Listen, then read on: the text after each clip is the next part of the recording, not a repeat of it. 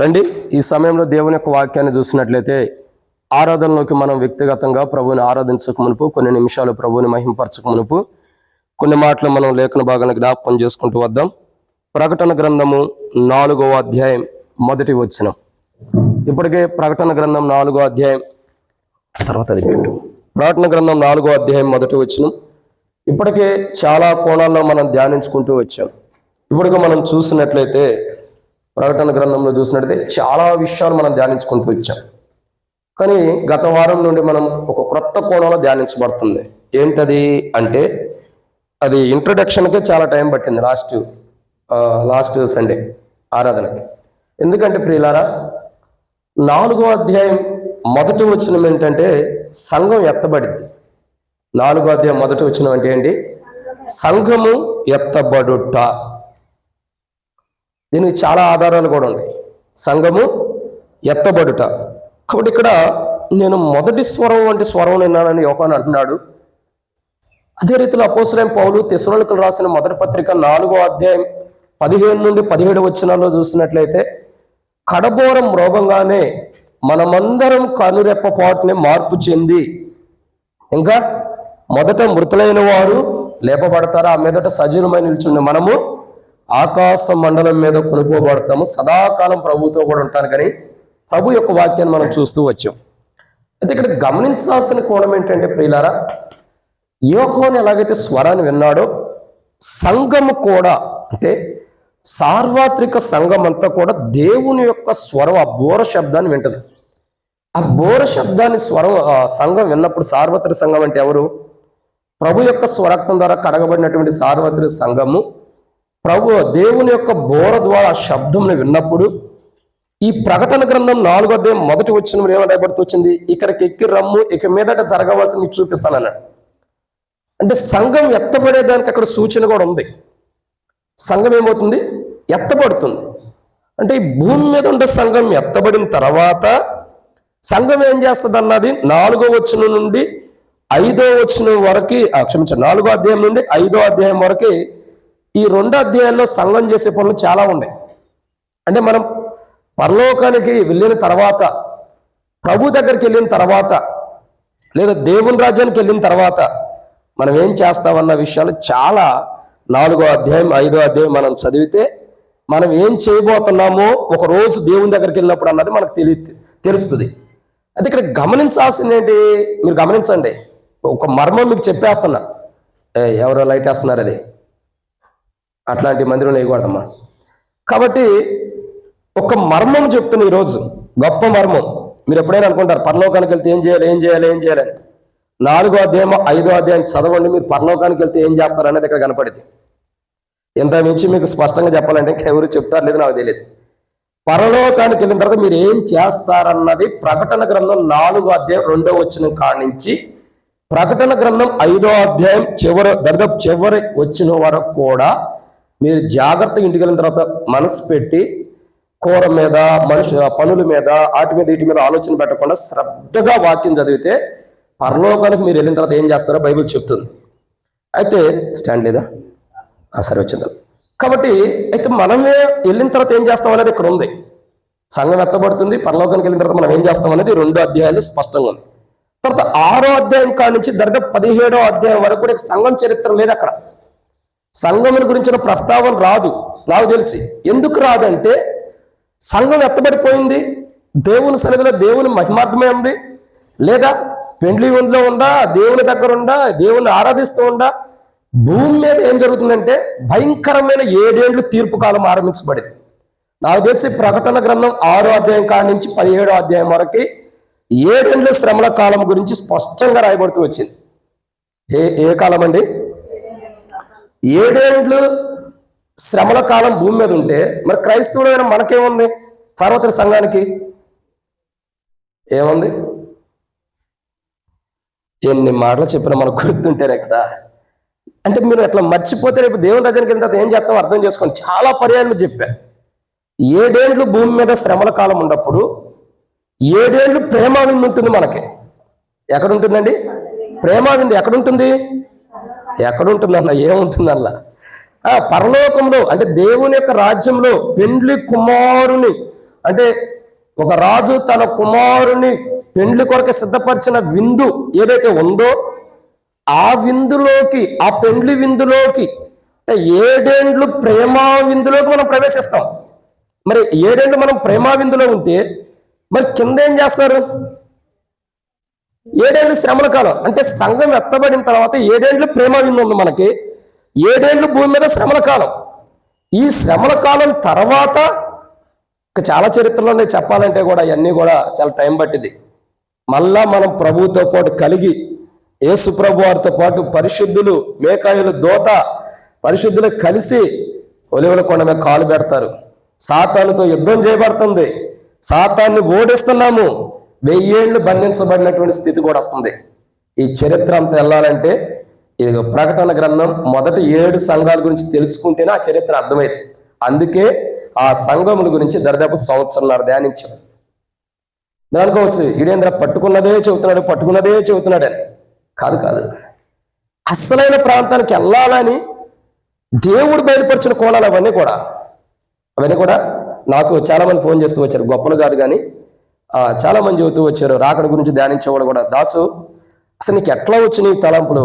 రాకడ గురించి ఎవరైనా చెప్పినట్టు ఒక సబ్జెక్టు స్పెషల్ మీటింగ్లోనూ ఇంకో చోట చెబుతారు, నీకు ఎంతగా ఎట్లా ధ్యానిస్తున్నావు అని చెప్పి స్పెషల్ మీటింగ్లో రాకడ గురించి మంచి వర్తమానం ఇచ్చానని ఫోన్ చేసి అడిగాడు. ఏమన్నా దేవుడు బయలుపరిచాడు చెప్తున్నా అంతే. అంటే ఏ బుక్లో నన్ను చూసి వాడు చెప్పిన వర్తమానాలు కాపీ రాసి 7 పాయింట్లు అట్లా చెప్పేది కాదండి. అంతా అంటే ఒక కోణంలో దేవుడు బయలుపరిచిన మాటలు. అందుకే ప్రకటన గ్రంథం 4వ అధ్యాయం మొదటి వచనం ఇంకా మనకు అవ్వన కారణం ఇదే. 2వ వచనం కాడ నుంచి ఆరంభిద్దాం అనుకుంటే ప్రభు మాట్లాడాడు, ఇది సంఘం ఎత్తబడే కోణం. ఇప్పటి వరకు మీరు ఎత్తబడక మునుపు ఎలా ఉండాలో మనం చూస్తూ వచ్చాం.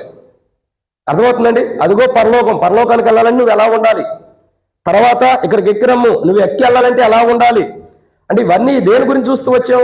మనం దేవుని దగ్గరికి వెళ్ళటానికి ఎలా ఉండాలో చూసాం అంతే. మరి సంఘముల గురించి అసలైన ఇంపార్టెంట్ ఉంది, అది ఇప్పుడు చూస్తున్నాం. ఏంటంటే సంఘము ఎత్తబడుతుంది. సంఘం ఎత్తబడుతుంది. ఎవరు ఎత్తబడుతున్నారు అని అంటే ప్రకటన అపోస్తలుడైన పౌలు తెస్సలోనికీయులకు రాసిన మొదటి పత్రిక, నాకు కొంత బలహీనత ఉంది, ప్రభు సమయం ఇస్తే త్వరగానే ముగిస్తా. అపోస్తలుడైన పౌలు తెస్సలోనికీయులకు రాసిన మొదటి పత్రిక 4వ అధ్యాయం. అపోస్తలుడైన పౌలు తెస్సలోనికీయులకు రాసిన మొదటి పత్రిక 4వ అధ్యాయం 15-16 వచనాలు. మీ అందరికి చక్కగా ఫ్రీ గాలి వస్తుంది, నాకు అన్ని క్లోజ్ చేసి ఉండే కాబట్టి మీకంటే ఒకటి నాకే ఫ్యాన్ పెట్టుకోవాలి. చదవండి అన్న. 15 నుండి అన్న. మేము ప్రభు మాటను బట్టి మీతో చెప్పినదేమనగా, ప్రభు రాకడ వరకు సజీవులమై నిలిచి ఉండి మనము నిర్ణయించున్న వారి కంటే ముందుగా ఆయన సన్నిధిని చేరం. ఆర్భాటముతోను, ఒక్క నిమిషం అన్న, చదవండి. ఆర్భాటముతోను, ప్రధాన దూత శబ్దంతోను, దేవుని బూరతోను పరలోకము నుండి ప్రభు దిగివచ్చును. క్రీస్తు నందుండి మృతులైన వారు మొదట లేదు. చాలన్న, ఇక్కడతో ఆగుదాం. ఇక్కడ దేవుని యొక్క వాక్యం ఇక్కడ చూసిన మాట ఏంటంటే ప్రియులారా, బైబిల్ ఏమంటుంది? మేము ప్రభు మాటను బట్టి మీతో చెప్పినది ఏమనగా, ప్రభు రాకడ వరకు సజీవమై నిల్చుండి మనము నిద్రించిన వారి కంటే ముందుగా ఆయన సన్నిధిని చేరము. మరి ఎవరు చేరుతున్నారు అని అంటే, కడబోరం మ్రోగినప్పుడు ఆర్భాటముతో మొదటి స్వరం వినపడినప్పుడు క్రీస్తునందు మృతులైన వారు, లేదా 15వ వచనంలో రాయబడుతూ వచ్చిన నిద్రించిన వారు ఎవరండి? మెయిన్ ఇది. ఒక క్రైస్తవుడికి ఉన్న పేరేంటంటే క్రీస్తునందు మృతి పొందేను అని మనం రాస్తాం సమాధుల మీద. కానీ వాస్తవానికి చాలా మంది, ఎక్కువ మంది రాసేది ఏంటంటే, తెలియగలిగిన వాళ్ళు ఏమని రాస్తారు తెలుసా? ప్రభునందు నిద్రించాను అని రాస్తాడు. ఎందుకంటే ఒక క్రైస్తవుడికి చావు లేదు. రక్షణ, మారుమనసు, పాప క్షమాపణ పొందిన క్రైస్తవుడికి చావే లేదు. ఎందుకు? అలాంటి చావు నుండే కదా పాట పాడుకుంటూ వచ్చాం కదా. వస్తాం ఏమని, చావు గోతు నుండి లేవనెత్తివని పాట పాడుకుంటూ, ఆల్రెడీ చచ్చిపోయినటువంటి స్థితి నుండి లేవనెత్తబడ్డాం, మళ్ళీ ఇంకా చచ్చిపోయేదేంటి? ఒక క్రైస్తవుడికి మరణం లేదు, మరి ఏముంది? నిద్రించే అనుభవం ఉంది. అందుకే మనం అంశం కూడా ఏంటంటే, ఇప్పుడు 4వ అధ్యాయం మొదటి వచనం, సంఘం ఎత్తబడుట్లో అనేక భాగాలు ఉన్నాయి. దాంట్లో ఒక భాగం ఏంటంటే మరణము కాని నిద్ర. ఏంటండి? మరణము కాని నిద్ర. అదే గత వారం ఒక చిన్న ఆమె గురించి మనం చూస్తూ వచ్చాం. లేదా 14 కోణాలు. ఈరోజు మనం చూసే మాట ఏంటంటే ఒక గొప్ప వ్యక్తి గురించి మనం చూస్తున్నాం. సరే, ఆ వ్యక్తి గురించి మనం ధ్యానించే మునుపు మరణం కాని నిద్ర కలిగిన వ్యక్తి ఎవరు, ఆయన గురించి కొన్ని విషయాలు మనం చూడక మునుపు ప్రభు నడిపింపు కొరకు చిన్న ప్రార్థన. మమ్మల్ని మిక్కులుగా ఎక్కువగా ప్రేమించిన ప్రియ పరలోకపు తండ్రి, పరిశుద్ధుడు అయిన దేవా, మీకు స్తోత్రములు. మీరు ఇచ్చిన కృపకై వందనాలు. దాసుడు కన్ను యజమానుడి వైపు చూస్తున్నట్లు, దాసుడు కన్ను యజమానుల వైపు చూస్తున్నట్లు మా కన్నులు మీ వైపు వీక్షిస్తున్న ఈ సమయంలో ఆరాధన వర్తమానం ధ్యానించడం కొరకై, అదే రీతిలో ప్రభువా మరి బలహీనంగా ఉండ నేను బలపరచబడటం కొరకై దాసుడు కన్ను యజమానుడి వైపు చూస్తున్నట్లు, దాసుల కన్ను యజమానుల వైపు చూస్తున్నట్లు నిష్ప్రయోజకమైన ఈ దాసుడు నీ వైపు చూస్తుండగా నీవే తెరవబడిన ఆకాశం మాకు అనుగ్రహించి ఆకాశం విప్పి పడజలంత విస్తారమని పరిశుద్ధాత్మ అభిషేకించండి తండ్రి. ఈ నూతన మందిరంలో క్రమక్రమంగా ప్రభు మాకు మందిర నిర్మాణం సహాయం చేస్తూ వచ్చారు. వందనాలు. ఇప్పటి వరకు ఎంతో ఘనమైన రీతిలో మీరు చేసిన సహాయానికై, అడిగిన దానికంటే ఊహించిన దానికంటే అత్యధికంగా చేసిన దానికై వందనములు. ఇక ముందు మీరు తోడుకుంటే అక్కడ తీర్చమని, ఈ పరిచర్య ఎంతో దీవెనకరంగా చేయండి. ఈరోజు ఆరాధన వర్తమానం ఎంతో దీవించండి. మరొకసారి బలహీనమైన నన్ను బలపరచమని ప్రార్థన చేస్తూ, నిష్ప్రయోజకమైన వాడిని, ఎన్నిక లేని వాడిని, ఎందుకు పనికిరాని వాడిని అని ఒప్పుకుంటూ, తెరవని ఆకాశం మాకు అనుగ్రహించి ఆకాశం ఇప్పి పడతాలని విస్తారమైన మరొకసారి మీ పరిశుద్ధాత్మ నా పైన కుమ్మరించుకుంటూ మీ యొక్క ఆత్మీయ నడిపింపుని కోరుకుంటూ, నా సొంత మాటలు నా ఆలోచన ఉద్దేశాలు ఏమి రాకుండా, నా ఉద్దేశాలు ఏమి కనబడకుండా మీ ఆలోచన, మీ తలంపులు, మీ ఉద్దేశాలు ఇక్కడ బయలుపరచండి. నిలబడేవాడిని నేనే నిలబెట్టేది మీరు, మాట్లాడేవాడిని నేనే మాట్లాడించేది మీరు, నాలో ఆత్మనప్పటికి ఆత్మని అభిషేకించేది మీరు. ప్రజలు మీ వారి వాక్యం మీది, నేను నిష్ప్రయోజకమైన వాడిని కాబట్టి ప్రభా కింద కూర్చున్న వారికి నేను యోగ్యుని కానని ఒప్పుకున్నా. నీ ప్రజలైన వారికి అవసరమైన మాటలు పరలోకం మీరు అనుగ్రహించి మహిమ పొందమని యేసు ప్రభు నామం విశ్వాసంతో ప్రార్థిస్తున్నాను తండ్రి, ఆమేన్. కాబట్టి ఇక్కడ మనం జాగ్రత్తగా గమనించాల్సింది ప్రియులారా, బైబిల్లో రాయబడిన ఒక కోణాన్ని మనం చూస్తూ వస్తున్నాం. ఏంటి మాట అనంటే, ఇప్పటికే చాలా కోణాల్లో మనం చూసాం. కాబట్టి ఇప్పుడు చూసే మాట 2వ రాజుల గ్రంథం, 2వ రాజుల గ్రంథము మనం చూసినట్లయితే ఒక మాట శ్రేష్టకరమైనది మనకు కనబడుతూ వచ్చింది. 2వ రాజుల గ్రంథం త్వరగా చూడండి.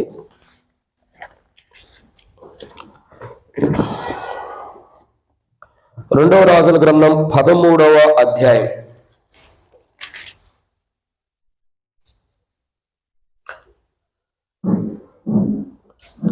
2వ రాజుల గ్రంథం 13వ అధ్యాయంలో మనం ఇక్కడ జాగ్రత్తగా గమనించినట్లయితే కొన్ని విషయాలు మనం జాగ్రత్తగా మనసును పెడదాం.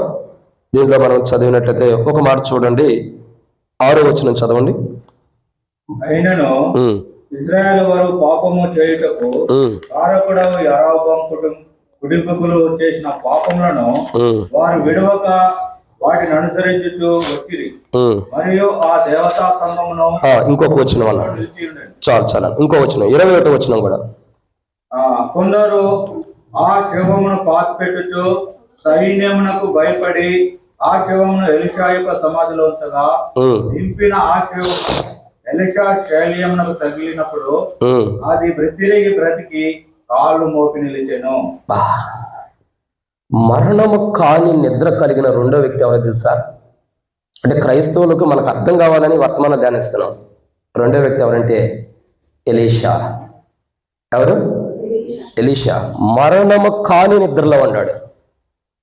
చూడండి, ఎలీషా చనిపోయాడు లేదా మన భాషలో చెప్పాలంటే, వాటర్ తీసుకో.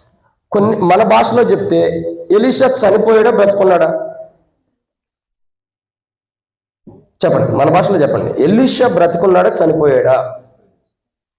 చచ్చిపోయాడు. చనిపోయిన ఎలీషా సమాధిలో ఉన్నాడు. ఆ సమాధిలో ఏం జరిగింది? ఎవరో చనిపోతే వారిని ఎత్తుకెళ్ళి పాత పెట్టారు అనుకోండి. ఇప్పుడు ఏం జరుగుతుంది అక్కడ? చెప్పండి, బాగా చెప్పండి.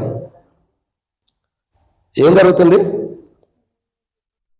కొందరు ఒక శవమును పాత పెట్టుచు సైన్యముకు భయపడి ఆ శవము ఎలీషా యొక్క సమాధిలో దింపగా ఆ శవము ఎలీషా శైల్యములకు తగిలినప్పుడు అది తిరిగి బ్రతికి కాలు మోపి నిలిపెన్ను. నేను మరలా చదివింది ఎందుకంటే మీకు అర్థం కావాలని. ఇక్కడ ఎలీషా చనిపోయి ఉన్నాడా బ్రతికుండాడా? మన భాషలో త్వరగా ముగిచేద్దాం, చెప్పండి. చనిపోయాడు. కానీ భౌతికంగా ఆయన చనిపోయినట్టు కనిపిస్తున్నాడు కానీ ఆయన యొక్క సమాధిలో ఇప్పుడు చచ్చిపోయిన ఎత్తుకెళ్ళి పెడితే మరి ఆడట బతికాడు. మీకు అర్థమవుతుందండి? ఎలీషా చనిపోయాడు, బ్రతికొన్నప్పుడు అనేక అద్భుతాలు చేశాడు, చచ్చిపోయిన వాళ్ళు కూడా తిరిగి లేపాడు, ఎన్నో గొప్ప కార్యాలు ఎలీషా చేస్తూ వచ్చాడు, కాదని నేను అంటలా. ఇప్పుడు ఎలీషా ఎలా ఉన్నాడు? చనిపోయి సమాధిలో ఉన్నాడు. చనిపోయే సమాధిలో ఉన్న ఎలీషా దగ్గరికి మరొక చచ్చిపోయిన వ్యక్తిని, అదే 1 సంవత్సరం తర్వాత చనిపోయినటువంటి ఒక వ్యక్తిని తీసుకొచ్చి, ఏదో యుద్ధం జరిగితే ఎవరికో భయపడి ఆ వ్యక్తిని తీసుకొచ్చి ఎలీషా యొక్క సమాధిలో పెట్టినప్పుడు ఎలీషా యొక్క దేహము చచ్చిపోయినాడు తగిలినప్పుడు చచ్చిపోయినాడు ఎట్లా బతికాడు? అదే మరి అంశం అంటే మరణం కాని నిద్ర అంటే అదే. ఎలీషా భౌతికంగా మరణించన్నట్టు ఉన్నాడే కానీ అతను మరణించలా, నిద్రిస్తున్నాడు. దీనికి అర్థం చెప్పమంటారా? ఎలీషాలో యేసు ప్రభువు యొక్క స్వరూపాలు చాలా ఉన్నాయి, తర్వాత వచ్చే వారం చూద్దాం. ఒక కోణంలో చెప్పాలంటే యేసు ప్రభువు వారి వస్త్రపు చెంగు ముట్టుకున్న 12 సంవత్సరాల రక్తస్రావం కలిగిన స్త్రీకి ఏం జరిగిందండి? రోగం ఎక్కువైందా తక్కువైందా? తక్కువైంది. మరి ఎలీషా దేహాన్ని తాకినటువంటి వాడు చచ్చిపోయినోడు ఆ దేహమును తగిలినప్పుడు వీనికి ఏం జరుగుతూ వచ్చింది? ఏం జరిగింది? చచ్చిపోయినటువంటి జీవితానికి స్వస్థత వచ్చింది. అంటే ఆయనలో ఎలాంటి స్వస్థత ఉందో అలాంటి స్వస్థత కలిగిన వాడుగా ఎలీషా జీవిస్తూ వచ్చాడు. అంటే ఎలీషా చనిపోయినాడు, ఇంకా బ్రతుకున్నట్టేనా? అంటే ఆయన భౌతికంగా ఆయన దేహం మరణించినట్టు కనబడుతుంది కానీ ఆయన చనిపోలా, ఇంకా ఎలాగ ఉన్నాడు? నిద్రిస్తున్నాడు. కాబట్టే అంటే ఆయన బ్రతుకున్న అనుభవంలో ఉన్నాడు, ఆయన చనిపోలే ఇంకా. కాబట్టే ఎలీషా యొక్క దేహమునకు చచ్చిపోయిన వాడి శవం తాగడంతో లేచి నిలబడింది. మీకు అర్థమవుతుందండి? మరణించలా కానీ నిద్రిస్తున్నాడు అక్కడ ఎలీషా. మరణము కాని నిద్రలో ఉన్న వ్యక్తుల్లో మనం చూస్తున్న ఈరోజు మరొక వ్యక్తి ఎవరంటే ఎలీషా. భౌతికంగా చనిపోయాడని అందరూ అంటున్నారు. ఎలీషా చనిపోతే ఏమన్నారు తెలుసా? నాకు బాగా గుర్తు, తిమోతి అంకుల్ చనిపోతే జయరాజన వర్తమానం చెప్పాడు. మాట అంటాడు జయరాజన్న. అందరూ ఆ రోజు జయరాజన్న వర్తమానం చెప్తే చాలామంది సేవకులు కానీ కొందరు విమర్శించారు. సేవకుడు చచ్చిపోతే ఒక పరిచారకుడు ఎలా వాక్యం చెబుతాడని. నేను చెవులారా కూడా విన్నా. కానీ ఆయన ఆ రోజు వర్తమానం చెప్పాడు ఒక మాట, ఇంత గొప్ప మాట అంటే, నా తండ్రి ఇశ్రాయేలుకు రథములను నీవే కదా అనే ఆ ఒక్క మాట మీద చెబితే నాకు అసలు హృదయంలో ఎంత బాధ అనిపించింది. ఎంత గొప్ప దైవజనుని మనం కోల్పోయామా. నా తండ్రి ఇశ్రాయేలుకు రౌతులు వంటి వాడు. అంటే ఎలీషా చనిపోయినప్పుడు కూడా రాజు కూడా అదే మాట అంటాడు. ఏలియా విషయంలో కూడా అదే జరుగుతూ వచ్చింది. నా తండ్రి ఇశ్రాయేలుకి రౌతులను రాజ్యమును నీవే సమస్తమైన వాడివి అన్నట్టుగా ఏలియా యొక్క మరణం తెలిసినప్పుడు ఎంతో దుఃఖిస్తూ ఉంటారు. ఎలీషా యొక్క మరణం అప్పుడు కూడా అదే మాట వచ్చింది. అందుకే వారిరువురిలో ఉన్నటువంటి స్నేహబంధాన్ని ఎవరు కూడా అసలు లోపాలు కూడా చూడలేరు. అంత గొప్పవారు ఎలీషా. అయితే ఒక మాటలో చెప్పాలంటే ఎలీషా యొక్క జీవితంలో ఎంతో గొప్పవాడు. అంత గొప్పవాడైన ఎలీషా మరణం కాని నిద్రలో ఉన్నప్పుడు ఒక శవాన్ని తీసుకొచ్చి ఆడబెట్టంగా లేచి నిలబడిందంటే ఎలీషా మరణించలా, నిద్రిస్తున్నాడు. ఒకరోజు ప్రభు స్వరం వినబడిద్ది, ప్రభు బోరం వినబడుతుంది. అప్పుడు ఎత్తబడే విధానంలో కనబడిన అనుభవం అక్కడ మనకు సాదృశ్యంగా ఉంది. అయితే ఇప్పుడు మనం అసలైన వర్తమానం చూస్తున్నట్టయితే ఇప్పుడు ఎలీషా ఎలా ఉన్నాడు కదా, దైవజనుడు కానీ ప్రవక్త అయినటువంటి ఎలీషా ఎలా ఉన్నాడు? మరణం కాని నిద్ర వెళ్ళక మునుపు కానీ ఆ మరణం కాని నిద్రకు వెళ్ళక మునుపు భూమి మీద ఉన్నప్పుడు ఎలా ఉన్నాడు అర్థమవుతుందండి. దైవజనుడు అయినటువంటి ప్రవక్త అయిన ఎలీషా ఎలా ఉన్నాడంటే ఒక 7 విషయాలు ఉన్నాయి. దాంట్లో మొదటి విషయాన్ని మనం చూస్తున్నాం. ఇప్పుడు ఇంట్రడక్షన్ ఎక్కువైందని నేను వర్తమానం ఎక్కువసేపు చెప్పను, త్వరగానే ముగిస్తే. ఈరోజు ప్రేమ విందు కూడా లేదు వర్షం కారణంగా, త్వరగానే ముగిచ్చేస్తా. రండి మొదటి రాజుల గ్రంథము 19వ అధ్యాయం 5వ వచనం. అతడు బదరి వృక్షం కింద పరుండి మొదటి రాజుల గ్రంథము 19వ అధ్యాయం 5వ వచనం చదవండి. అతడు బదరి వృక్షము కింద పరుండి నిద్రించుచుండగా ఒక దేవదూత వచ్చి అతని ముట్టి నీవు లేచి భోజనం చేయమని చెప్పాను. అతడు చూచినంతలో అతని తల దగ్గర నిప్పుల మీద కాల్చబడిన అప్పమును బుడ్డియో ఆగనమ్మా. తర్వాత 15వ వచనం కూడా చదవండి.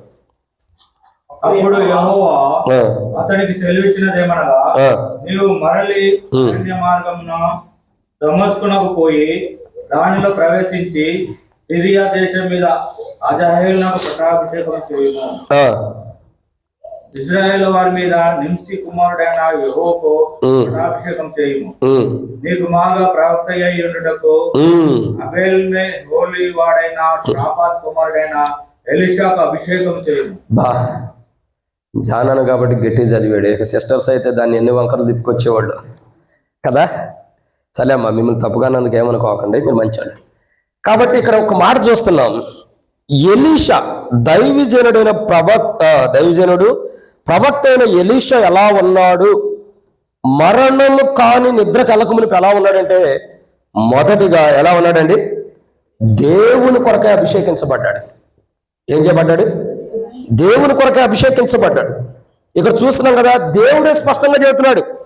ఒకప్పుడు మనం 14వ వచనం 13వ వచనం చూస్తే ఏలి అంటాడు, అయ్యా ఇక్కడ ప్రవక్త అనేవాళ్ళు నీ కొరకు నేను తప్ప ఇంకెవరున్నారు, అందరూ చచ్చిపోయారంటే దేవుడు అంటాడు, నువ్వు కాక ఇంకా 70 మంది ఉన్నారు కదా, నేను దాచిపెట్టా.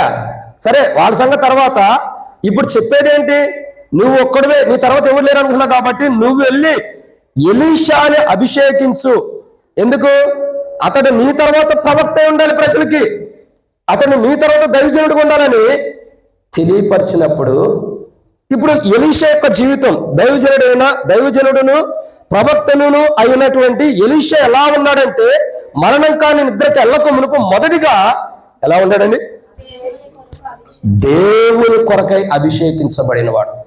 ఈరోజు మన జీవితాల్లో ఎప్పటికైనా సరే పుట్టినవాడు గిట్టక తప్పదు, పుట్టినవాడు మరణించక తప్పదు. కానీ మన జీవితంలో భౌతికమైన దేహం మరణానికి వెళ్ళిద్దామో, కానీ ఒకరోజు మనం నిద్రిస్తూనే ఉంటాం. చాలా మంది అంటారు కదా, చనిపోయినప్పుడు అంటారు కదా, చాలా మంది చనిపోయినప్పుడు ఏడుస్తున్న విధానం మనం చూస్తూ వస్తాం. కానీ ఎందుకు ఏడుస్తాం అనేది మనకు అర్థం కాదు.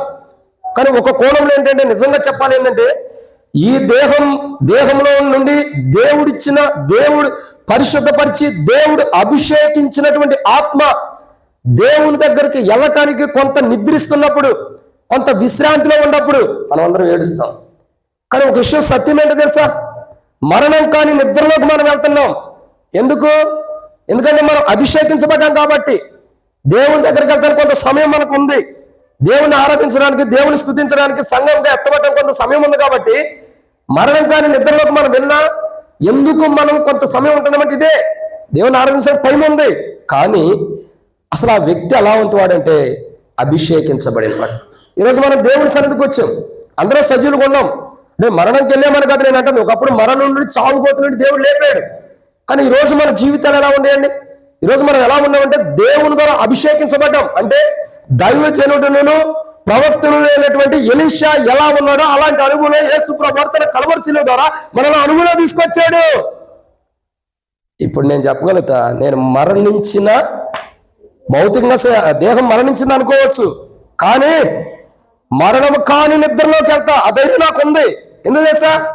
దైవజనుడైన ఎలీషా యొక్క అనుభవం దేవుడు మనం తీసుకొచ్చాడు యేసు ప్రభు ద్వారా, క్రీస్తు యేసు ద్వారా. ఆయన స్వరక్తం ద్వారా కడిగి, ఆయన రక్తం ద్వారా మనం కడిగి పవిత్రపరిచి పరిశుద్ధులుగా చేసి, ఆయన యొక్క పవిత్రమైన పరిశుద్ధమైన రక్తం ద్వారా మనం కడిగి మనల్ని అభిషేకించి ఆయన యొక్క అనుభవం తీసుకొచ్చాడు. ఇప్పుడు ఎలీషా యొక్క అనుభవం మనం ఉన్నాం. ఎలీషా భౌతికంగా చనిపోయినప్పటికీ ఆయన సమాధిలో ఒక శవాన్ని పెడితే తిరిగి లేచిందా లేదా? అంటే అర్థం ఏంటి? ఆ యొక్క దేహము మన్నైంది, మరల తిరిగి మన్ను చేరింది. కానీ ఆ యొక్క దేహం పెట్టినటువంటి ప్రాంతం అంతా కూడా దేవుని యొక్క అభిషేకంతో నింపబడిన అనుభవం ఉంది. కాబట్టే చచ్చిపోయినోడు తిరిగి లేచాడు. ఇప్పుడు మనం కూడా అంతే. యేసు ప్రభు వారి పాపం చేత, అపరాధం చేత చచ్చిన మనల్ని ఆయన ఈ లోకానికి వచ్చి ఆయన స్వరక్తం మన దేహం మీదకి ఇలా తాకటం ద్వారా మన పాపంలో నుండి, చచ్చిన స్థితిలో నుండి మనం ఏం చేయబడ్డాం? అభిషేకించబడి తిరిగి లేపబడిన వారు ఉన్నాం. ఇక్కడ ఈరోజు మనం అభిషేకించబడిన వారు. ఒకరోజు ప్రభు వస్తే ఎలీషా వలె మనం కూడా ప్రభు దగ్గరికి వెళ్ళేటటువంటి అనుభవంలో ఉండాలని ప్రభు తన స్వరక్తం ధర వల్ల అభిషేకించాడు. అందుని బట్టి మనం ఏం చేయాలా? ప్రభుని ఆరాధించాలి. ఇది మొదటి కోణం. ఈ రెండవ కోణాన్ని చూద్దారండి. రెండవ మాట చూసినట్లయితే దేవుని యొక్క వాక్యంలో 2వ రాజుల గ్రంథం 3వ అధ్యాయం 2వ రాజుల గ్రంథం 3వ అధ్యాయం 14వ వచనం. ఎవరి సన్నిధిని నేను నిలబడి ఉన్నానో ఎవరి సన్నిధిని నేను నిలబడి ఉన్నానో ఇశ్రాయేలు దేవుడైన ఆ యెహోవా జీవముతోడు యూదా రాజైన యెహోషాపాతును నేను గౌరవం చేయని యెడల నిన్ను చూచుటకైనను లక్ష్యపెట్టకైనను ఒప్పుకోకపోదును. చాలు. కాబట్టి ఇక్కడ యూదా రాజుతో పాటు ఇశ్రాయేల్ రాజు ఇంకా ఆయన కూడా వచ్చి ఉన్నాడు. ఆయన కొద్దిగా ఎట్లా మనస్పార్థంగా ఉన్నాడు. ఏంటి, ఈ ఎలీషా నా గురించి ఏం చేస్తాడు, నేను ఆయన దగ్గరికి వెళ్తే నాకు మేలు చేస్తాడా లేదన్న కొద్దిగా ఆలోచనలు ఉన్నాడు. యోధారాజు ఏంది, మనకు ప్రవక్త ఉన్నాడయా, పోదాంపా ఆయన దగ్గరికి, ఆయన ప్రార్థన చేస్తే మనకి ఆయన దేవుని చిత్తాన్ని కనుక్కుంటే మన పట్ల దేవుడు గొప్ప కార్యం చేస్తాడని ఆయనకు ఒక ఆలోచన ఉంది. సరే, ఎట్లాగైతే వచ్చారు ఇద్దరు. వచ్చినప్పుడు ఇశ్రాయేల్ రాజు మనస్తత్వం వేరుగా ఉంది. ఎలీషా అంటాడు, నేను ఎవరి సన్నిధిని నిలబడి ఉన్నానో అది ప్రాముఖ్యత. ఇప్పుడు దైవజనుడును ప్రవక్తయునైన ఎలీషా ఎలా ఉన్నాడంటే, అంటే మరణం కాని నిద్రలో కలగముందు ఎలా ఉన్నాడంటే, రెండో కోణము ఆయన దేవుని సన్నిధిలో నిలబడి ఉన్నాడు. ఎలా ఉన్నాడండి? దేవుని సన్నిధిలో. బా, ఎంత గొప్ప సంతోషం చూడండి. ఒకటి, ఆయన అభిషేకించబడిన వాడుకున్నాడు. రెండు, ఆయన దేవుని యొక్క సన్నిధిలో ఉన్నవాడుకున్నాడు. రోజులో దేవుని సన్నిధిలో ఏముందో చెప్పండి. దేవుని సన్నిధిలో ఏముందో ఒక్క మాట చెప్పగలుగుతారా? నీ సన్నిధిలో సంపూర్ణమైన సంతోషం, ఆనందం ఉంది. దేవుని సన్నిధిలో ఏముందండి? సంపూర్ణమైన ఆనందం, సంతోషం ఉంది. అందుకనే కదా ఆ మొదటి దినవృత్తాంతముల గ్రంథంలో మనం చూసినట్టు 16వ అధ్యాయం 27వ వచనం పెట్టుకుంటా, అక్కడ రాయబడిన మాట ఏంటి తెలుసా? యెహోవా యొద్దనే సంతోషం ఉంది, ఇంకెక్కడ లేదు. అంటే దేవుని సన్నిధిలో తప్ప మరో చోట లేదు. అన్న మొదటి సమయాల గ్రంథం అంత ముందు దుఃఖంతో ఉంది, కానీ దేవుడు మాట్లాడినప్పుడు, దేవుని సన్నిధిలో దేవుడు మాట్లాడినప్పుడు ఎలా వెళ్తుంది? సంతోషంగా భోంచేసి వెళ్తుంది. అంటే ఇక్కడ గమనించాల్సిన కోణం ఏంటండి? దేవుని సన్నిధిలో సంతోషం ఉంది, కానీ ఎలీషా యొక్క జీవితంలో కూడా సంతోషం ఉంది. ఎందుకంటే ఆయన దేవుని సన్నిధిలో ఉన్నాడు. ఆయన దేవుని సన్నిధిలో ఉన్నాడు కాబట్టి దేవుని యొక్క సంతోషం ఆయన జీవితంలో ఉంది. కాబట్టి ప్రవక్తయు మరి ఇంకా క్షమించండి, దైవజనుడును ప్రవక్తయునైనటువంటి ఎలీషా ఎలా ఉన్నాడంటే, ఆయన యొక్క జీవితం రెండోదిగా చూడగా దేవుని సన్నిధిలో నివసిస్తున్న వాడు ఉన్నాడు, దేవుని సన్నిధిలో ఉంటున్నవాడు ఉన్నాడు, దేవుని సన్నిధిలో ఉన్నవాడు ఉంటూ వచ్చాడు. అక్కడ దేవుని సన్నిధిలో ఎలా వచ్చాడంటే, ఎవరు తీసుకొచ్చారు?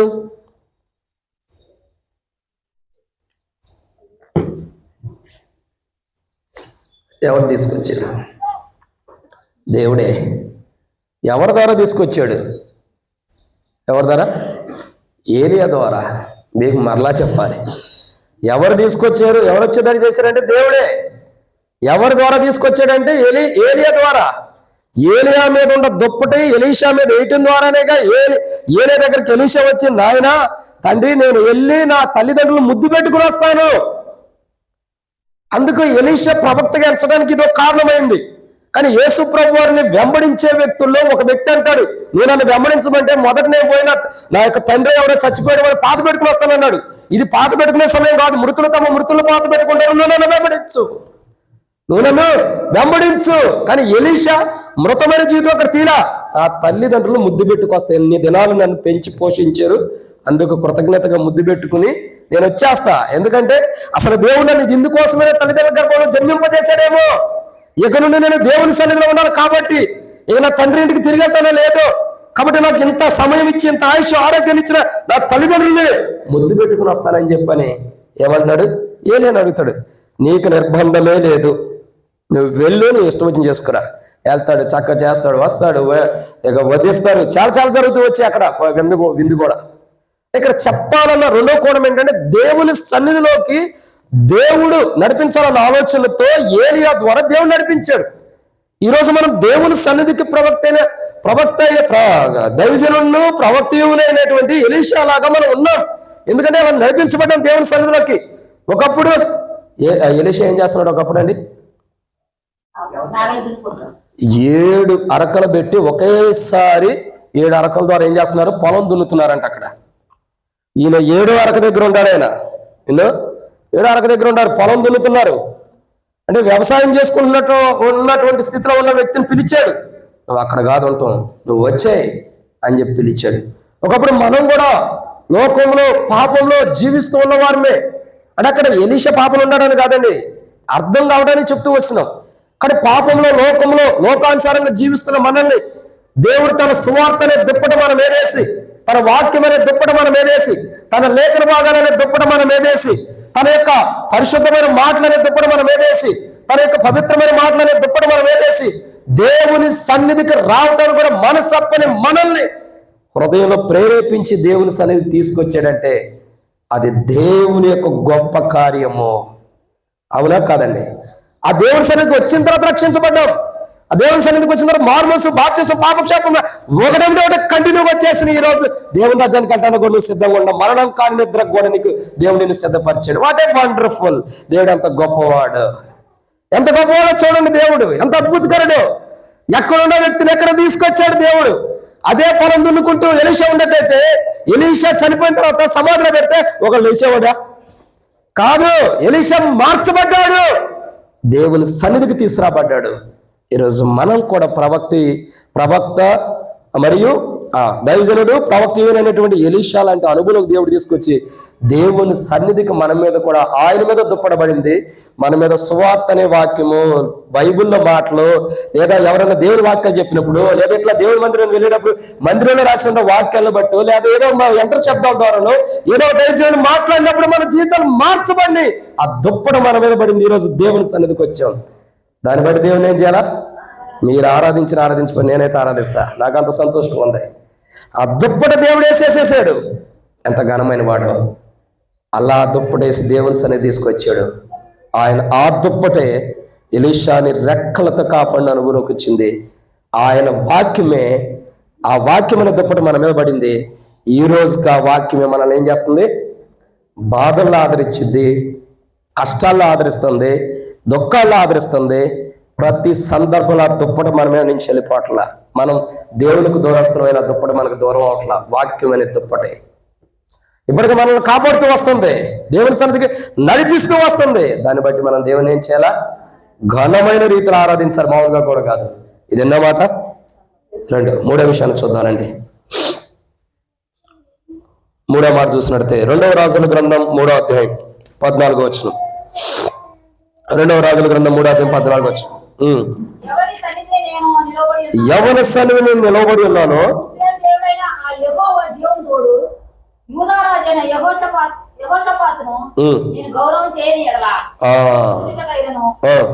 చాలు అక్క, మరలా ఇంకా చాలా ఉన్నాయి. ఇక్కడ 3వ కోణం ఏంటంటే, మరణం కాని నిద్రలోకి వెళ్ళక మునుపు దైవజనులను ప్రవక్తయునైన ఎలీషా ఎలా ఉన్నాడంటే, రెండవదిగా దేవుని యొక్క మొదటిగా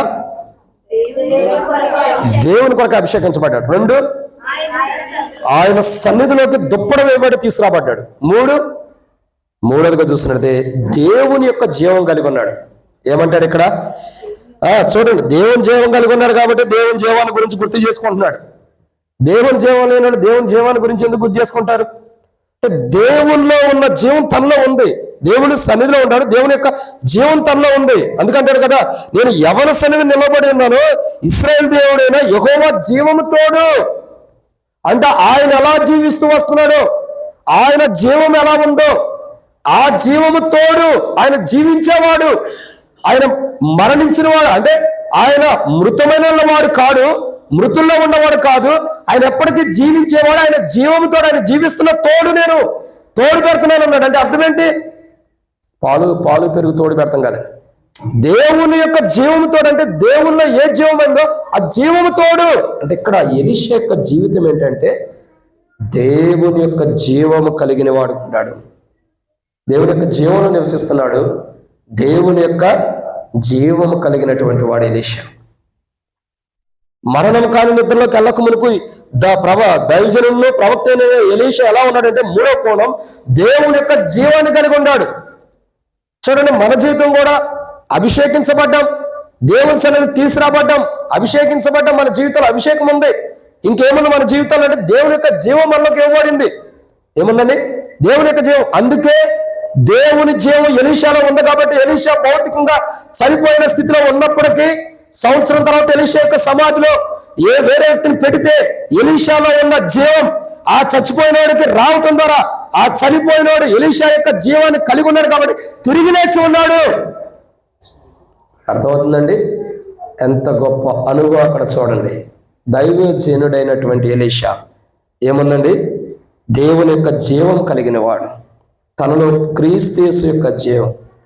ఒకప్పుడు మనం కూడా జీవం లేని వారిని, భౌతికంగా బ్రతుకున్నప్పటికీ ఆత్మానుసారమైన జీవం లేనటువంటి వారిని. ఆ జీవం లేని స్థితిలో ఉన్న మనం, ఆ జీవం లేనటువంటి అనుభవం ఉన్న మనం ఈరోజు జీవం కలిగిన వారు ఉంటూ వచ్చాం. ఈరోజు జీవాన్ని కలిగి మనం ఉంటున్నాం. దీనికి కారణం ఏంటి? యేసు ప్రభువారు ఆయనలో ఉన్న జీవము మనకిచ్చాడు. ఏమన్నాడు ఆయన? నేను జీవజలపు ఊట అన్నాడు ఆయన. ఇంకేమన్నాడు ఆయన? ఇంక నేనే చెప్పాలి, మీరు చెప్పరా? నేనే మార్గము సత్యమును, ఆయనే జీవజలపు ఊట, ఆయనే జీవము, ఇంకా అవన్నీ కదక్క. జీవం గురించి మనకు కావాలి, మార్గాల సత్యాల గురించి తర్వాత చూద్దాం.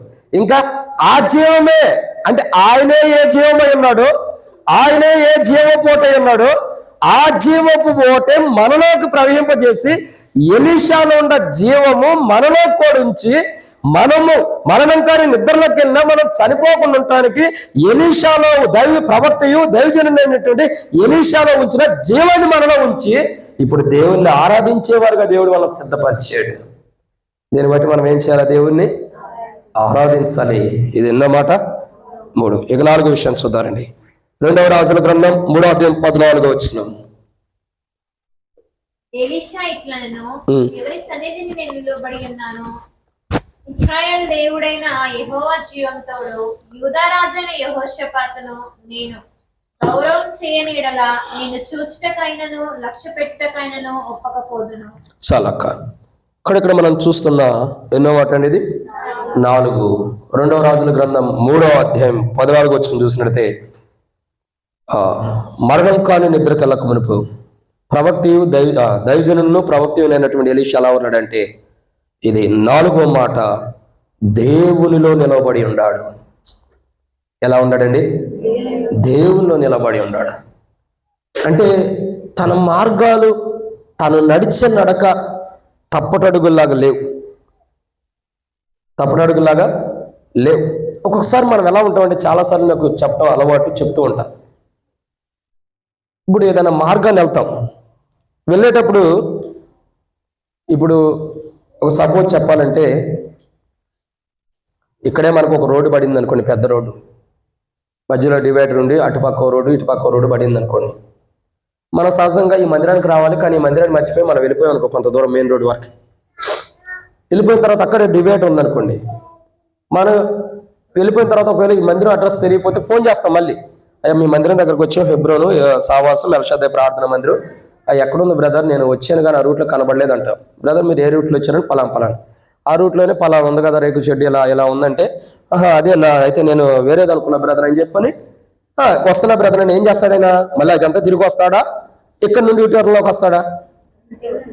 యూటర్న్ తీసుకొస్తాడు. అంటే ఒక్కొక్కసారి మనం ఏంటంటే తెలియక ముంగడికి వెళ్ళిపోతాం, మళ్ళీ యూటర్న్ తీసుకుని మళ్ళీ ఆ మార్గంలోకి రావాల్సింది ఉంటుంది. కానీ ఎలీషా యొక్క జీవితం అట్లాంటిది కాదు. దైవజనుల్లో ప్రవక్త అనేటువంటి ఎలీషా ఎలాంటి వాడు అంటే దేవుల్లో నిలబడిన వాడు, దేవుల్లో చక్కగా నడిచేటటువంటి వాడు. దేవుల్లో తాను నడిచే నడక ఎలాంటిదంటే తప్పటడుగులు లేవు. తాను నడిచిన నడక సరైన మార్గంలో నడిచాడు కాబట్టి ఎలీషా యొక్క జీవితం ఎంతో ఘనమైన రీతిలో దేవుడు తను సిద్ధపరిచాడు. అందరూ ఆహారం తిని, ఆహారం వండి కరువు ఉన్న టైంలో ఎలీషా వచ్చి భోజనం వండించి దేవుని బిడ్డలైన వారు కరువులో ఉన్నప్పుడు భోజనం వండించి ఆ వండిన భోజనంలో ఒకడు నాలాగా తెలియతో కూడా ఒకడు వెళ్ళి కారు ద్రాక్షను కోసుకుని వచ్చి దాని గుణలక్షణాలు తెలియక దాన్ని కోసుకొచ్చి వాటితో పాటు వండినప్పుడు అది విషంతో ఉండి ప్రజలు చనిపోబోతున్నారని తెలిసినప్పుడు దైవజనుడైనటువంటి ఎలీషా ఒక పిండి ముద్ద తీసుకుని చేసిన అద్భుతం చూస్తే అమోఘమైనది. విషముతో కూడిన దాంట్లో పిండి వేయటం తర్వాత పిండి వేసిన తర్వాత ఆ విషమే లేకుండా పోయింది. ఇవి అద్భుతాలు దేవుడు చేస్తూ వచ్చాడు. కారణం ఏంటి? ఆయన దేవునిలో నిలవబడి ఉన్నాడు, నడిచాడు. ఆయన నడిచిన నడక ఎలాంటి దేవుల్లో గొప్పది. ఈరోజు మనం కూడా ఆనాడు దైవజనులు లాంటి ఎలీషా వలె, ప్రవక్త లాంటి ఎలీషా వలె మనల్ని కూడా దేవుడు సిద్ధపరిచి దేవునిలో నడిచేవాడుగా, దేవునిలో నిలవబడేవాడుగా, మన అడుగులు తప్పటడుగులు పడిపోకుండా, మన కాలు జారిపోకుండా, మన కాలు చిక్కబడుకోకుండా మనం కాపాడటానికి సామెతల గ్రంథం 3వ అధ్యాయం బహుశా నాకు గుర్తుండి 22వ వచనం అనుకుంటా, యెహోవాని కాలు చిక్కబడకున్నట్లు ఆయన నిన్ను కాపాడును. కాబట్టి అలా ఆయన కాలు చిక్కబడుకోకుండా ఎలీషా లాంటి దేవుల్లో ఉండి ఎలీషా లాగా నడవాలని చెప్పి తప్పడడుగులు వేస్తున్న మనం, రాంగ్ వేలో వెళ్తున్న మనం, లోకేశ్వరంగా పాపంలో నడుచుకుంటూ వెళ్తున్న మనల్ని ఒక సరైన మార్గంలో నడిపించడానికి యేసు ప్రభువారిని దేవుడి లోకాన్ని పంపి కలువరిశిలుడు ఆయన కుమారుడు ప్రాణం పెట్టడం ద్వారా మనకు ఒక గొప్ప రక్షణ ఇచ్చి ఈరోజు మనల్ని దేవుని సన్నిధిలో ఒక మంచి మార్గంలో ఈ దైవజనుడైన ఎలీషా లాగా యేసు ప్రభువారు మనల్ని నిలవబెట్టాడంటే అది దేవునికే మహిమ, అది దేవునికే మహిమ. దీన్ని బట్టి మనం ఏం చేయాలి? దేవుణ్ణి ఆరాధించాలి. ఆ చైర్స్ 2 చైర్స్ కూడా సైడ్ తీసుకోండి. మీరు వచ్చేవారు అక్కడ ఖాళీ లేదని అటు చూస్తున్నారు. కాబట్టి దేవుని యొక్క వాక్యం చూసినట్టే ఇది ఎన్నమాట? 4. బ్రదర్స్ కాదు, సిస్టర్స్ కూడా మీరు కూడా ఇట్టేసుకున్నాం. కాబట్టి లేకపోతే చేసి లోపలికి కానీ కూర్చోండి. కాబట్టి ఇది దేవుని యొక్క వాక్యం. ఇది 4వ కోణం, దేవునిలో నిలవబడుట. ఎలా ఉన్నాడండి? మనలో కూడా దేవుడు తన కుమారుడు ద్వారా దేవునిలో దైవజనుడైన ఎలీషా లాగా నిలబెట్టినందుకై దేవుణ్ణి ఆరాధించాలి. ఇదేన్నమాట 4. ఇక 5వ విషయాన్ని చదవదానండి. 2వ రాజుల గ్రంథం 6వ అధ్యాయం 18వ వచనం. 2వ రాజుల గ్రంథం 6వ అధ్యాయం 18వ వచనం.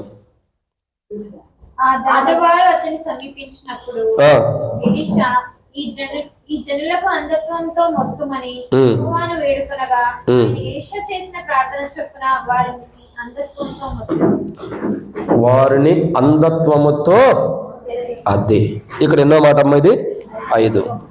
ఇక్కడ మరణం కాని నిద్రలోకి వెళ్ళక మునుపు ప్రవక్తయు దైవజనుడు ప్రవక్త అయినటువంటి ఎలీషా ఎలా ఉన్నాడంటే 5వ మాట, దేవుని సహాయముకై వేడుకునేవాడుకున్నాడు.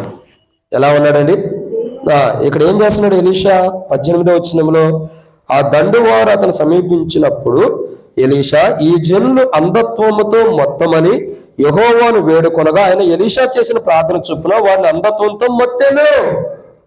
ఇక్కడ ఎన్నో కోణం అనేది 5వదిగా ఎలీషా ఎలా ఉన్నాడంటే 5వ మాట, దేవుని సహాయాన్ని వేడుకుంటున్న వాడుకుంటాడు. నిజంగా దేవుని సహాయం కొరకై దేవుని వేడుకున్నప్పుడు దేవుడు సహాయం చేస్తాడా లేదా? నిజంగానే చేస్తాడు. అంటే నిజమైన దేవుని సహాయాన్ని పొందుకున్న వాడుకుంటాడు. అంటే ఒక దేవుడు అంటే ఒక మనిషికి సహాయం చేస్తే ఎలా ఉంటుందో ఆ సహాయాన్ని రుచి చూచిన వాడుకుంటూ వస్తున్నాడు. దేవుని సహాయాన్ని, దేవుడు మానవుడికి చేసే సహాయం ఎలా ఉంటుందన్నది కళ్ళారా రుచి చూడగలిగినాడు. ఎవరు? ఈరోజు మనం చూడలేకపోతున్నాం. అంటే అర్థం ఏంటంటే మనకు విశ్వాసం తక్కువ, అవిశ్వాసం అంతకంటే ఎక్కువ. విశ్వాసం 5 రూపాయలు ఉంటే అవిశ్వాసం 600 పైన ఉండింది. అంటే ఎందుకంటే దైవజనుడైనటువంటి ఎలీషా యొక్క జీవితమే వేరు.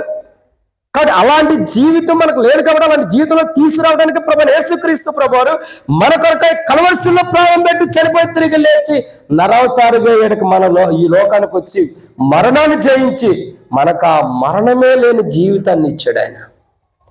ఆయన ఈ లోకానికి రావటం ద్వారా, ఆయన కలవరిశిలో రక్తం కార్చడం ద్వారా ఈరోజు మన జీవితం ఏమవుతూ వచ్చిందండి?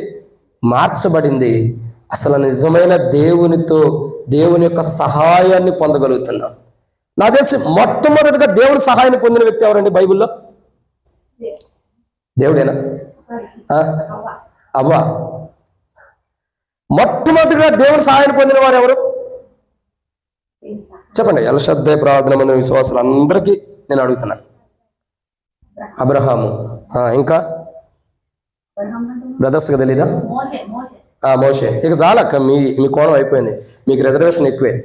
ఇంకా బ్రదర్స్ ఎవరు లేరా? యోబు, ఏబేలు. నాకు తెలిసి అంటే నేను చదివిన బైబిల్లో ఎవరో చెప్పినట్టుంటారు, ఆది కాండంలో చూస్తే రెండో అధ్యాయంలోనే దేవుడు సాటి అయిన సహాయం కొరకై అవ్వను ఆదాము కొరకు సృష్టించినట్టు నేను చూసా. మరి మీరు చదివిన బైబిల్లో ఏమన్నా నాకు తెలియదు. ఏమనుందండి? సాటి అయిన సహాయం అంటే మొదటి సహాయం దేవుడు ఎవరు చేశాడు? అది అంటే దేవుడు ఎవరంటే సహాయం చేస్తే అది చిరస్థాయిగా ఉండిపోయింది, అది మేలుకరంగా ఉండింది. కాబట్టి అలాంటి అంటే అదే కాదు, ఎన్నో కోణాల్లో దేవుడు సహాయం చేయగలిగిన వాడు, ఒక గొప్ప సహాయం చేసినటువంటి వాడు. కానీ ఆ సర్వోన్నతుడైన దేవుని ద్వారానే సహాయము పొందినటువంటి వాడు ఎలీషా. ఇంకా ఎలీషా అలాంటి వాడు. రండి, రెండో రాజుల గ్రంథము 6వ అధ్యాయం 18వ వచనం.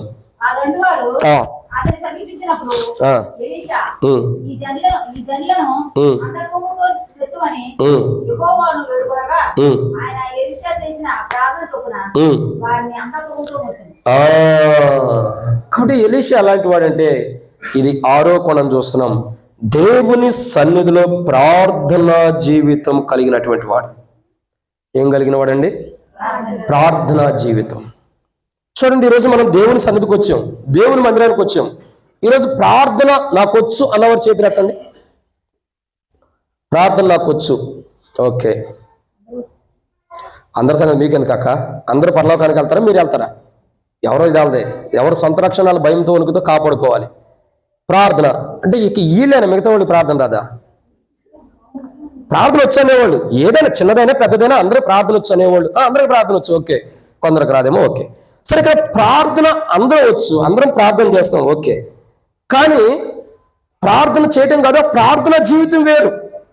ప్రార్థన చేయటం అన్నది దేవుడి జీవితం వచ్చాడు. కొన్ని కోణాల్లో ఆరాధించే విషయం కూడా వారు దేవుని ప్రజలైన వారు తమ పెదాలతో నన్ను గణపరుస్తున్నారు, కానీ తమ హృదయాలు నాకు అంటే ప్రార్థన అంటే అర్థం ఏంటంటే మన హృదయం దేవుని హృదయంతో కలిసిపోయి దేవుని దగ్గర మనం ఉండటం అన్నది అది ప్రార్థన అంటే.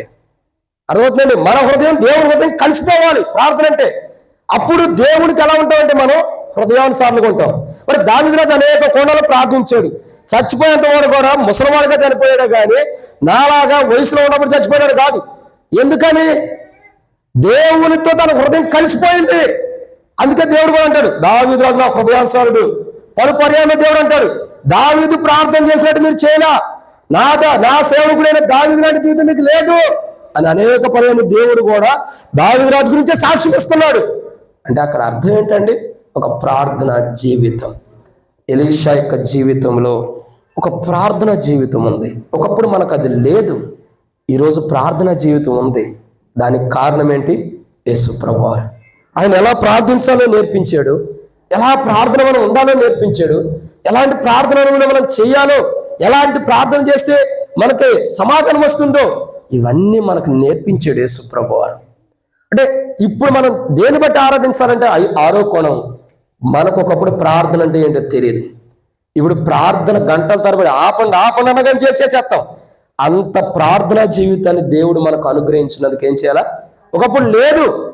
దైవజనుడు, ప్రవక్త, దైవజనుడు ఎలీషా లాంటి ప్రార్థనా జీవితాన్ని దేవుడు మనకి ఇచ్చినందుకు ప్రభువుని ఏం చేయాలా? ఆరాధించాలి. ఒకప్పుడు లేదు. యేసు ప్రభువారు కలువరిశిలో ప్రాణం పెట్టి చనిపోయి తిరిగి లేచడం ద్వారా మనకు ప్రార్థనా జీవితాన్ని ఇచ్చాడు. దాన్ని బట్టి మనం ఏం చేయాలి? దేవుణ్ణి ఆరాధించాలి. ఇది ఎన్నో మాట? 6. ఇక 7వ విషయాన్ని చూద్దామండి. 2వ రాజుల గ్రంథం 6వ అధ్యాయం 20వ వచనం. వారు షోమ్రోనులోనికి వచ్చినప్పుడు యెహోవా మీరు చూచినట్టు కళ్ళను తెరవమని ప్రార్థన చేయగా యెహోవా వారి కళ్ళను తెరవచేసిన కనుక వారు తాము షోమ్రోను మధ్య ఉన్నామని తెలుసుకునేది. చాలా ఇక్కడ దైవజనుడు ప్రవక్తయునైనటువంటి ఎలీషా చేసిన మరొక కార్యం ఏంటంటే, ఏమని ప్రార్థన చేశాడు? ప్రభువా వీరి కళ్ళు తెరవమని ప్రార్థన చేశాడు. చేయంగానే ఏం జరిగింది? కళ్ళు అంటే ఇక్కడ గమనించాల్సింది ఏంటంటే, దేవుని దగ్గర నుండి సమాధానము పొందినవాడు. ఏం పొందాడండి? సమాధానం. సమాధానం అంటే ఇక్కడ నేను ఇంకో కోణం చెప్పాలండి, అపార్థం చేసుకోవద్దు.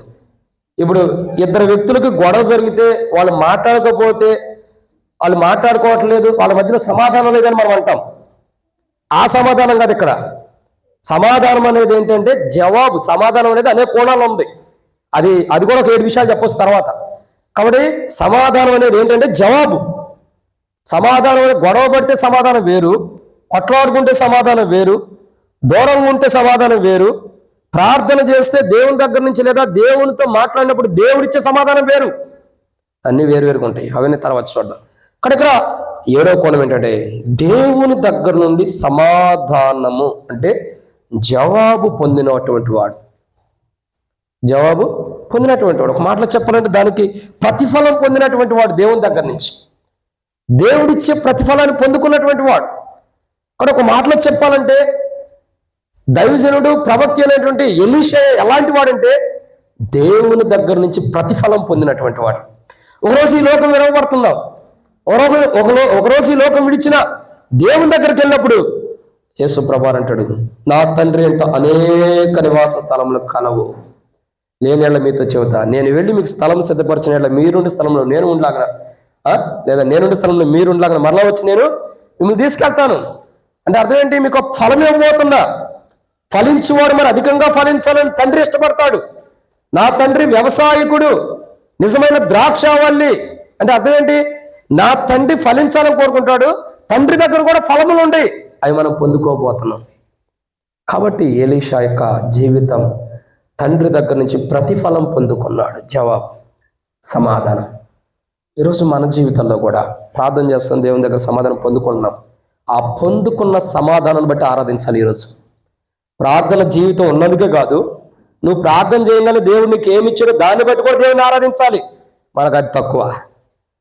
సహజంగా ఆరాధిస్తామని, ప్రభా ఈరోజు బాగలేదు, ఆరోగ్యం సరిగా చేయ ప్రభా అని ప్రార్థించా, ఆరోగ్యం ఇచ్చా, నీకు వందనాలు. అయిపోయిందా?